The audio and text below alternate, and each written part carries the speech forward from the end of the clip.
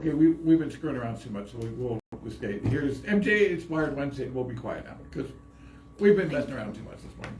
Well, it's Wednesday, and it's a dreary Wednesday, and can I say, I am so grateful for the rain that we have received. Oh, absolutely.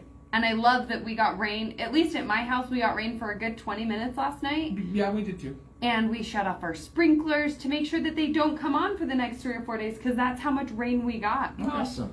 That's great. Now, what I love is when people still leave their sprinklers on when we have the rain, and then it's raining on top of it, and I'm like, all right, guys, Come on. tone it back, just bring it back a little bit. I like that, if we ever get actually a lawn again, which I think we've actually decided we're going to not do that. We're going to put rocks and stuff, rock lawn in. But if we ever did get lawn, I would make sure that we got the system that actually checks things out, like, we don't need to water right now. Right, exactly. That's and why I do mine manually. I don't set the timer. Right. I just manually water. And see, we in the peak of summer, we still only water our lawn. And I don't mean by carrying the hose around. I mean, I have the system, but I don't turn it on auto. Right, you go and you're like, oh, well, it's dry today, I'm going to water it. Or, when it needs, and depending on how you want your lawn to look or the type of grass you have, it totally goes into so many different elements of watering and taking care of it. Which is actually a really good segue into who we're talking to today in the maintenance and the tips and tricks and the different things that happen with your automobile. She just called us minions, I think. No. This is like we're minions over here. Well, I love Minions. I am so much a Steve Carell fan. In fact, I told Chad that he has to take me to the movie. Like, it's one of our movie date nights, of making sure we go to that. No, I haven't. So can't ruin it. Okay. We went and saw Love and Thunder, and it was... Yeah, I don't know. The whole movie experience, especially after COVID, it's shitty. Let's be real. I know. Hold on. I know. FCC license lost. If that's the worst thing I've ever said on the air, I apologize. This is McKinnon Hansen, your local Farm Bureau financial agent, host of Wired Wednesday this morning. We have Leon's alignment. Erin with an E is in studio today. How are you today, Erin? I'm so good today. How are you, McKinnon? I cannot complain, and it's so much fun to be able to be grateful for the rain and to kind of just roll with what's going on today, because in the fall season that we're going into, I mean, it doesn't feel like it, necessarily 2 weeks ago, and it's going to be very different in another couple of weeks. But enjoying the monsoon season, it gets me prepped for fall's just around the corner. Fall is just around the corner. And vehicle maintenance is always on my list of to-do things for the fall, because summer has worn and torn my tires more than the winter because of the heat, the expansion, the roadways are hot. Did you know asphalt can get as high as 130 degrees? Really? I did not know that, actually. Like in the peak of summer, like especially down in St. George, but in our area, like when we're in the 90s temperature-wise, the road's hot. The road's hot, like 130 degrees hot. So let me tell you about tires and how that comes into play. When you're looking for tires, you want to grab an all-season on cars and sedans and crossovers and SUVs, anything that you're not taking in the mountains, and they are rated for that. They do better in both types of weather. If you just get a winter tire and then you drive on hot summer asphalt, they melt. They actually just start coming apart. Wait, so like ice roads is a thing? Like there's a specific tire for ice roads versus, specific tire for desert winter tires? conditions. Yeah. Yeah. And it melts. Like, just, it looks, I'm picturing the old cartoon where like, I think it's Roger Rabbit, like the tires just melt in the gook or whatever. That's what they look like? Pretty much, yeah. Oh my gosh. So when you do buy tires, ask for an all-season. They work really well in our area. If you're in St. George, you probably don't need that. Definitely, we do have some people who have 2 sets of tires. They switch out for winter tires in the winter. That makes sense. And they switch out for summer tires in the summer. It's all kind of personal preference. I don't have time or money for that, so I buy all seasons. Well, no, and all seasons make sense. And typically they're rated for 30 to 40,000 from memory. That's a low-end tire. Okay. They do better than that.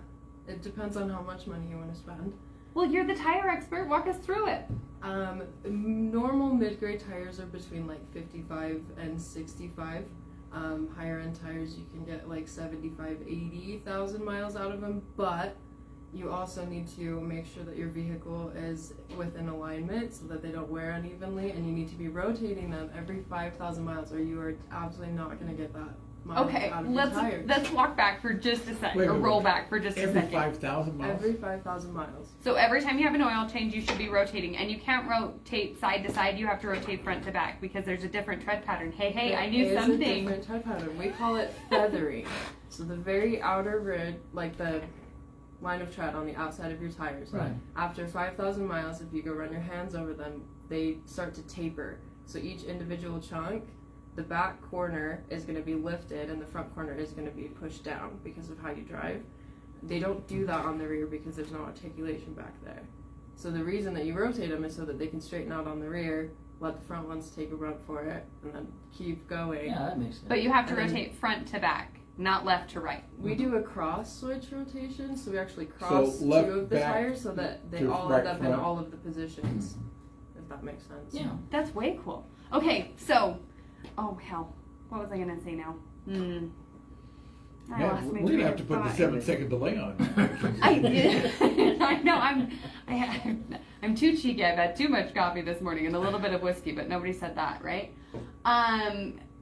Oh my Hannah. Well, apparently it doesn't matter. With the different vehicle maintenance things that are going on within the fall time, tires are a huge key in that.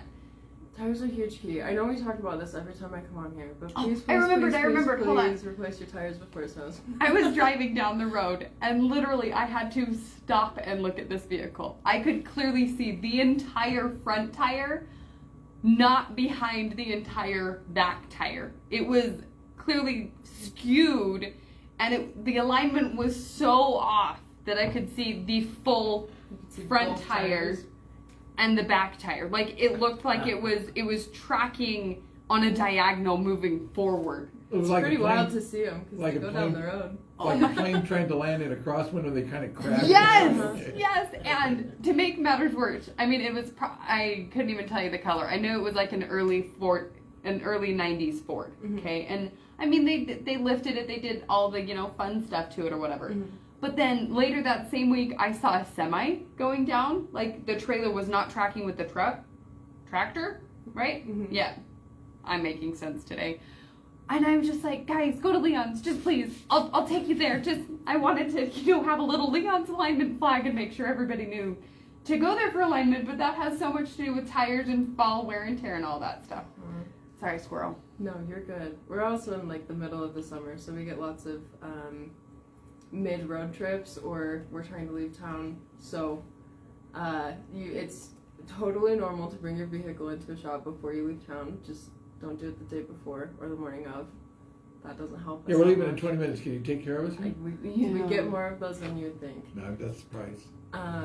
But yeah, go through your fluids, check your tire pressure, wiggle the tires, see if anything's loose, that kind of thing. Just to make sure that because nobody likes to break down on vacation. Oh, That's the worst. Worst. Yeah. It's the worst. Absolutely. So take it in, check it yourself, but pay attention. Okay, so what am I paying attention to? Let's say I have like a rattle thing going on, and I just come in and I'm like, Erin, I don't know what's going on. It's just rattling. This is my favorite, so I'll tell you a secret. All of your cars make lots of noises, but like 90% of them you're used to. So if you bring it to me and you say, I have a noise, you'll hear it. I'm going to hear about 20 noises. So you have to be a little more specific. You're paying attention to, is it under load, like when you're accelerating? Is it when you're hitting your brakes? Is it just coasting? What speeds does it happen to? Is it happening on the freeway? Is it happening when you're, trying to get into a parking spot or going through a dip in the road? Those kinds of things help us to be able to recreate the exact noise that you're after so that we can find it and actually replace what you're Okay, after. so when I'm going through a ditch and it's like... Call and say, hi, can I get a suspension check? That's what that means. I thought I was just going too fast. Sometimes. So when you say check fluids, what fluids do people overlook? I mean, I think some people have a sense like, oh, I need to check the oil, and I get that, but what are they missing? Top, please check your oil. That's a really important one. Coolant is harder to check, but we all have these neat little owner's manual. And if you don't have one of those things, there's something called YouTube. Really Right. awesome thing to find when you need help. those kinds of things, oil coolant. Oil coolant. No, oil and coolant. Oh, oil Sorry. and coolant. Oil, Okay. comma, All right. coolant. Okay. When we do services for people, we check every fluid anyway. Differentials, transfer case, those kinds of things. Transmission. Yeah, if we can. Some of them make it a little complicated. One of the probably most overlooked ones that we've run into is the forward, like the edge has a not really, they don't call it a transfer case, but that's essentially what it is, and they are noted for blowing up on the insert. Like they Oh, that's good. Yeah. break down internally. At this point, we've started changing the transmission or the transfer case fluid almost every time they come in for a service also, but only because we've replaced 2 or 3 of them. We've seen the same issue happen. And a lot of, Ford Edge owners don't even know that it's there. I don't think about it, don't think to check it, because it is relatively a newer thing. I couldn't tell you what models it's on, but it's not on all of them. Is that for their all-wheel drive vehicles and all? What? But going back to tires, what other challenges do all and 4-wheel drive owners face in their tires? Especially on 4-wheel drive and all-wheel drive vehicles, you have to have all 4 of your tires the same height. They can't get away with replacing 2 at a time, because when they do try to lock it into 4-wheel drive where it is an all-wheel drive vehicle, it throws off your axle and you'll actually break internal parts because it's not level. So that is another thing to think about. So you can't have a truck going like this down the road. I don't even know what that lift is kind of called. Or if you put big fancy tires on it and you try to use your spare, you still can't use 4-wheel drive because that spare tire is going to be smaller than the rest of them. So when it comes to these vehicles, when you change one, you change them all. Yeah. So you talked about how many miles you can expect from most tires. So I've got a vehicle that I've actually been kind of pampering, and in the year plus that I've had it, I've not even put 6,000 miles on it. Well, just put 6,000 miles on it. So I probably needed the tire rotation you talked about. But when you talked about coming in for a checkup, I guess, where we check the fluids and check on that, what kind of budget are we looking at so people can kind of brace for that? I don't know it's going to be different from vehicle to vehicle. Right. But if you could ballpark it so people can say, okay, we need to put that in the vacation planning so we can do that before we go. Right. So we charge $49.99 for that. It's a half hour. And I'm a little bit of a control freak, so I made an actual sheet with 120 items that they go through. And my tech, there's a little, red for this needs to have immediate attention, yellow for this is getting there, and green for this is going to be just fine. So they go through all 120 of those items on that check sheet, and then they come talk to me about it, and then I can explain to the customer, hey, this is a month down the road, we need to do this right now, this is 6 months, work this into your budget so you're ready for it kind of issues. I don't ever want to cause people stress. I don't want to cause people to lose sleep over their vehicle issues, so we try to create, a game plan so that they can be as effective as they can be. All right. And what I really like as being a consumer of Leon's Alignment's products is going in there and me and Erin having a really candid conversation of going through the red things, the yellow things, and the green things, and we go through that process of like, okay, I didn't realize that was like as bad as it is, but we need to work that in, or get on the schedule because the schedule is a huge deal. They're anywhere from 5 to 10 days out, depending, or longer, depending on if parts are on order. Are we having issues with parts still? That's still a real thing, guys. Like, it's not, we can just order it from Napa. And I'm not saying Napa doesn't have a variety of different parts. I'm just saying sometimes they don't have your specific part in. And so it takes a little while to get in to make sure that your service is completed in the amount of time that you need it to go on to vacation. Right. We're also coming up into the school year. I know that's a swear word for most moms and families out there. I'm sorry. We are T-minus 3 weeks away from start of school. Goodness. Right? Like we start on the 15th this year of August. You've just irritated every young person. I know. I am sorry. I apologize if I didn't offend somebody with my swear words. You're I've like the offended little them kid now. with the magnifying glass and the ants. Okay, yeah. Sometimes I will admit that. But I am sorry that I am the bearer of bad news. But with that, we have everybody getting on and off the road systems. We have kids in school zones. We have making sure our brakes work so we can get in and out of those school zones safely. What does a brake check look like? So we pull all 4 wheels off and get as close to the pad as we can to get an accurate measurement. Also, because I'm a control freak, we got little measuring tools that go from 1 millimeter and up, so they will tell me exactly how much pad material you have left. How long are brakes supposed to last? Depends on what kind of a driver you are.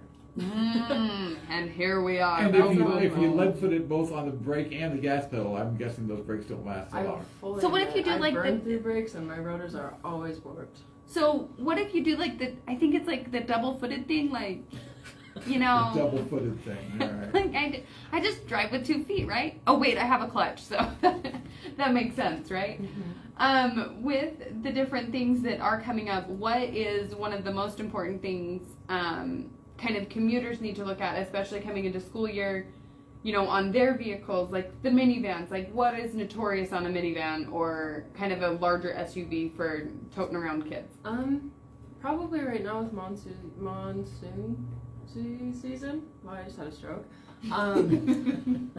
Check your wiper blades. That's a big one. We haven't used our wiper blades all summer, and then all of a sudden when it rains, there's a good chance that they're not going to work the way that you want them to. Okay, so I love my new car, right? And we've already talked about how much we love this new car.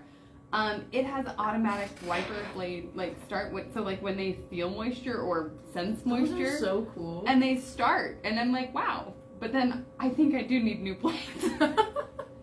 As we're going through this, I was gratefully in rain all Monday from Fredonia back over to Canaryville, and I traveled, you know, through the different counties on Monday, and it was incredible how much moisture that area did get and how much it's still starved for that much moisture. But we live in a desert, guys. We're not supposed to have green things growing everywhere like people do in Portland. I mean, not that it's mold, but it looks like mold to me. I used to work at AutoZone, and at least once a rainstorm, there was always someone who hadn't used their wiper blades, hadn't driven this car in a long time, and they would fly off because they had been sitting there for so long that the rubber starts to crack, and then you try to use it, and it's gone. That would scratch your window. Oh my goodness. Yeah. Okay, look at those. Erin, we have exactly 1.5 minutes. Where do we find you? What's the last bit of advice? Come to us. I get asked a lot what I love about my job, and I'll pull the woman card. It's so difficult to walk into an auto shop. It's very intimidating, and I understand that. And my biggest goal is to make sure that you know as much, if not more, about your vehicle by the time that you leave, because I just want you to feel confident in the decisions that you're making with us. It's a lot of money to spend. It's very important. So that's our biggest goal, is just honesty and making sure that you are fully aware of everything that we know, and that you're happy when you leave. Thank you so much, Erin, for coming on today. One last thing quickly, because I know we're getting to the end of this season, but AC problems, can you still help with those? Yeah. Yep, we love AC. I've heard that refrigerant is changing. What are some people going to be facing issues when they have older air conditioning units and the refrigerant isn't available? Most shops, and ours included, the newer vehicles are using 1234A Freon. All of the other vehicles used 134. You guys are probably using what was it, R12? Or something, yeah. Freon. Yeah. So we are in the process of getting a dual machine that can do both, and that's what most shops will probably have. So with older vehicles that are using the older units, you'll still be able to help them out? Yes. Okay, very cool. Thank you so much, Erin. Where do we find you? I know. 590 North Main Street. In Cedar City, next to Brad's. Next to Brad's. Phone number is 435-867-0031. And Erin, what are you at Leon's Alignments? I am Erin with an E. And driven by perfection. Oh, I'm driven by perfection. This has been Wired Wednesday with McKenna Hansen. Thank you so much for joining us. I am your local Farm Bureau financial agent specializing in commercial, farm and ranch protection, and life insurance products. My number is 435-592-2021. If you love what's on Wired Wednesday, please give us a shout out on Wired Wednesday with McKenna Hansen on Facebook and social media. Thank you guys so much for joining us. And one last time, we're going to